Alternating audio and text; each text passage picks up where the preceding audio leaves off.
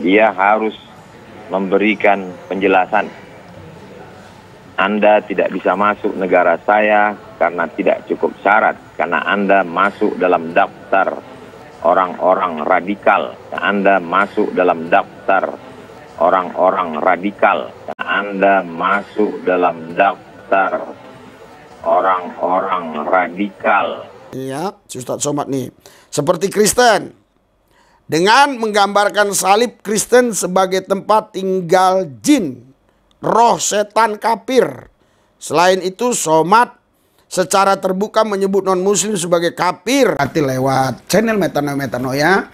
Jangan lupa ya, subscribe, like, beri komen, dan juga bagikan kepada semua grup-grup di WhatsApp, di Instagram, di FB, dan seterusnya dan sebagainya, supaya Anda memberkati banyak orang. Dan jangan lupa tombol lonceng dipencet. Shalom Bapak Ibu Saudara-saudari yang dikasihi Yesus dan dikasihi, berjumpa kembali dengan saya Pendeta Aris Lubis. Kemarin waktu kita ada di Pengadilan Negeri Jakarta Selatan ya, sedang mengawal sidang MKC, saya dapat kiriman video. Dan saya yakin orang yang mengirim ini punya tujuan supaya saya menanggapi video ini gitu. Tetapi karena memang waktu itu kita dalam kesibukan yang sangat terlalu urgent, kita nggak bisa menanggapinya. Makanya sekarang setelah saya ada waktu, saya tanggapi, saudara.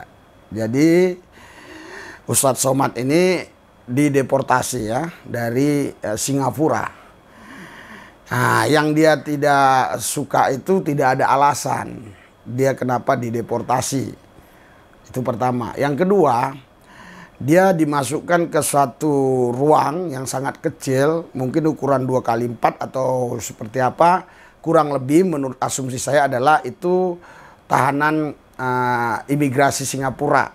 Ya, jadi ada orang-orang yang dicurigai punya masalah-masalah tertentu, itu disuruh di situ dulu gitu loh ya, tunggu selesai dulu administrasinya, atau tunggu selesai dulu pemerintah setempat untuk mengambil keputusan apakah orang itu boleh masuk atau harus deportasi. Tapi akhirnya Pak Ustadz Somad ini dideportasi, jadi sudah sempat dia ditahan ya di situ ya. Makanya dia mengeluh, tahanan itu katanya tempat itu tidak layak lah kata dia. Ya berarti kurang lebih itu tahanan ya, kurang lebih seperti itu. Jadi puji Tuhan saudara ya, yang dituntut oleh Ustadz Abdul Somad ini adalah kenapa gitu. Kita lihat jawabannya ya, dia jawab sendiri saudara. Sebelum pemerintah Singapura menjawab, dia sudah jawab duluan nih. Dan saya juga sebenarnya sudah tahu jawabannya itu sebelum pemerintah Singapura menjawab ya. Luar biasa ya. Tapi kita kan harus ada bukti gitu loh, baru kita bisa beberkan di YouTube kan, jadi nggak hoax gitu, nggak asumsi pribadi. Ini kita dengar nih, kita dengar apa yang dia katakan nih. Dia harus memberikan penjelasan. Anda tidak bisa masuk negara saya karena tidak cukup syarat, karena Anda masuk dalam daftar orang-orang radikal. Anda masuk dalam daftar orang-orang radikal. Anda masuk dalam daftar orang-orang radikal. Betul kan? Dia katakan. Ya itulah jawaban yang dia katakan tadi. Makanya saya buat berulang-ulang itu, supaya Anda nggak lupa jawabannya. Jadi saudara, kita doa dulu ya. Hadirat urapan dan kuasamu bekerja Tuhan Yesus. Pimpin lidah mulut hamba-Mu, tidak penghujat, tidak menista, tidak memojokkan, menjelekkan, tapi menceritakan fakta, data. Semuanya ada fakta, ada data, ada bukti yang akurat. Sehingga hamba-Mu tidak memberitakan hoax, jauhkan takiyah di dalam nama Yesus. Biarlah hamba-Mu menceritakan yang sebenarnya. Dalam Yesus yang kudus kami berdoa mengucap syukur, haleluya. Amin. Jadi sekarang pemerintah Singapura sudah menjawab. Nih sebabnya ditolak si Ustadz Abdul Somad ya. Nih pemerintah Singapura sudah menjawab. Jawabannya sama dengan yang dia jawab. Ini pemerintah Singapura sudah menjawab. Jadi saya harap jawaban ini diterima oleh Ustadz Abdul Somad dengan sukacita, dengan damai sejahtera, dengan kegembiraan. Karena kan Pak Ustadz Abdul Somad minta jawaban. Padahal Bapak sudah jawab sendiri tadi. Itu sebenarnya Bapak sudah tahu sebenarnya jawabannya Pak Ustadz Abdul Somad. Ya kan? Kalau saya ya sudah tahu benar pribadi saya. Apa yang saya buat saya tahu benar. Pak Ustadz Somad juga pasti sudah tahu jawabannya. Tapi Bapak tetap minta mau jawaban. Ya puji Tuhan ini dijawab. Kemendagri Singapura ya di Detik News. Banyak lagi di berita-berita lain ya. Di media-media lain. Ya, Kemendagri Singapura Somad pura-pura kunjungan sosial. Ya, mungkin ini alasan pertama ya, tidak langsung terbuka, entah mau main, entah mau piknik gitu ya. Jadi kunjungan sosial gitu ya. Jakarta, Kemendagri Singapura menjabarkan sejumlah alasan menolak Ustadz Abdul Somad batubara UAS. Luar biasa dicatat batubaranya. Biasanya kan beliau ini mengaku Melayu, oke? Batubara itu bukan Melayu, itu Batak. Ya. Jadi kalau orang Batak memang agak kurang bisa diterima ya oleh orang-orang Pekanbaru untuk diorbitkan untuk jadi terkenal mungkin ya. Kemendagri Singapura menyebut UAS berusaha masuk dengan berpura-pura untuk kunjungan sosial. Nggak boleh kita pura-pura. Iya kan? Ini berpura-pura. Gitu loh. Lah, saya membacakan ini. Ini Detik News ini. Dan banyak lagi di Kompas ada juga. Ada lagi di berita-berita lain yang memang berita itu sudah diakui, terpercaya, akurat. Sementara Somad berusaha memasuki Singapura dengan pura-pura untuk kunjungan sosial, pemerintah Singapura memandang serius siapapun yang menganjurkan kekerasan. Jadi inilah hebatnya Singapura ini. Kenapa Singapura itu ya betul-betul aman. Mana pernah kita dengar ada bom-bom yang dilakukan oleh pihak-pihak orang-orang radikal ya, ngebom itu mengatasnamakan agama atau mengatasnamakan apapun. Kenapa nggak pernah ada di Singapura terjadi seperti itu? Padahal Singapura ini kan negara kecil, iya kan, dan negara yang gampang dimasuki secara apa? Secara letak geografis. Kenapa? Karena dia bisa jalan darat dari Malaysia. Kita juga bisa kita bisa hanya melewatinya lewat laut kecil doang. Nah, paling sekitar 2 jam nyampe itu dari Batam ke situ. Saya udah 4 kali atau 5 kali tuh naik ferry itu dari Batam ke Singapura ya. Enggak itu enggak dipersulit itu. Enggak ada mempersulit pemerintah Singapura. Kalau kita orang benar enggak dipersulit ya, setahu saya begitu ya. Sini saya bacakan ya. Sementara Somad berusaha memasuki Singapura dengan pura-pura untuk kunjungan sosial, pemerintah Singapura memandang serius siapapun yang menganjurkan kekerasan dan atau mendukung ajaran ekstremis dan segregasi. Somad dan tim perjalanannya ditolak masuk ke Singapura. Tulis Kemendagri Singapura dalam keterangan resmi melalui situs seperti dilihat Selasa 17/5/2022. Ini resmi ya. Jadi hebatnya ya di Singapura ini ya, sebelum orang melakukan tindakan fisik ya, baik itu entah ngebom, baik itu entah membakar, itu pihak pemerintah Singapura intelijennya itu luar biasa. Belum lagi dia berbuat hanya mengajarkan aja, ayo kafir bunuh misalnya gitu ya. Yuk yang kafir kita hancurin misalnya begitu ya. Itu aja mereka sudah menjadi catatan hitam ya. Itu sudah menjadi catatan buku merah ya. Jadi itu udah dianggap sebuah kejahatan dan orang seperti itu udah wajib harus ditangkap kalau warga negara dia ya. Karena Pak Abdul Somad ini bukan warga negara negara apa namanya Singapura ya nggak ditangkap, tapi sempat ditahan dia di imigrasi cukup lama, berapa jam tuh katanya ya. Malah kata dia tempatnya itu nggak layak sebenarnya untuk dia. Ya kan, berarti kalau udah nggak layak itu seperti tahanan, saudara. Ya. Alasan Singapura tolak UAS dikenal sebagai ustadz ekstremis pemecah belah. Singapura memandang UAS dikenal sebagai sosok penceramah ekstremis dan mengajarkan segregasi. Atas dasar itu UAS ditolak masuk Singapura. Udah jelas ya. Rakyat Indonesia udah jelas ya kenapa ditolak ini si Ustadz Abdul Somad masuk Singapura.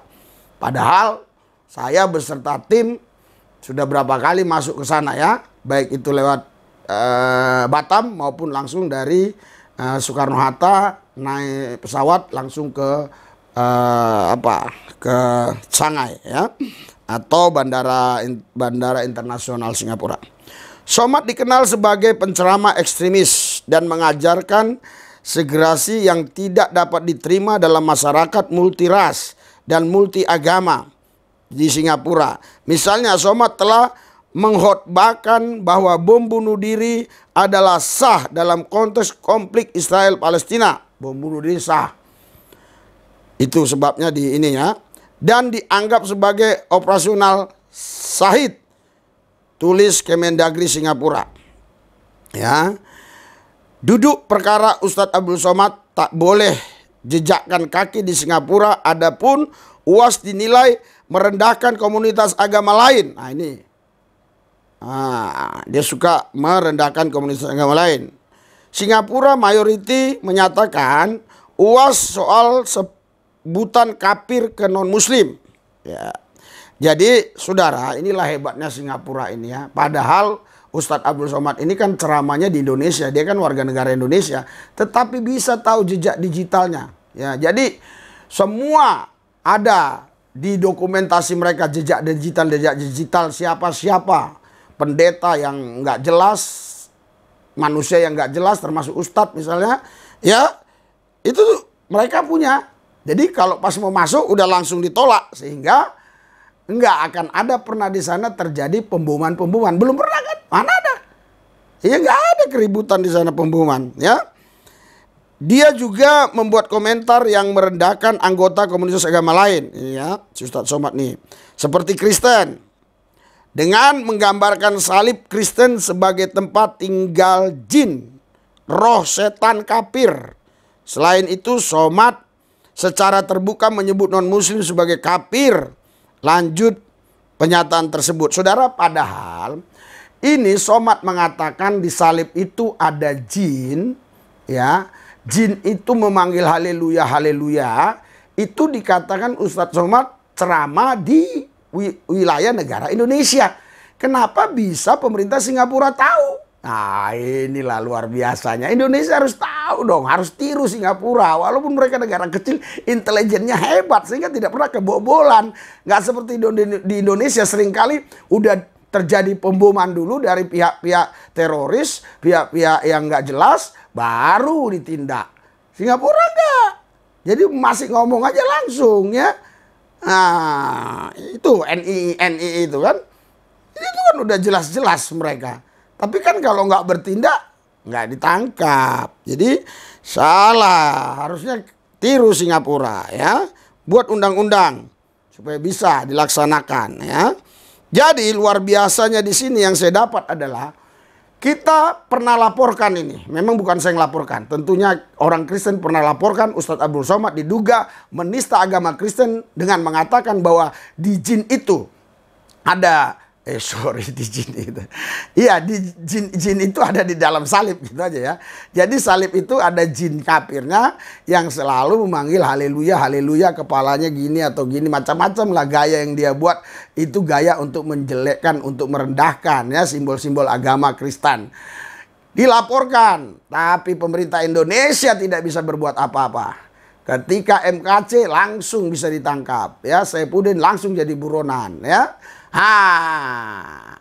Jadi Tuhan Allah itu maha adil.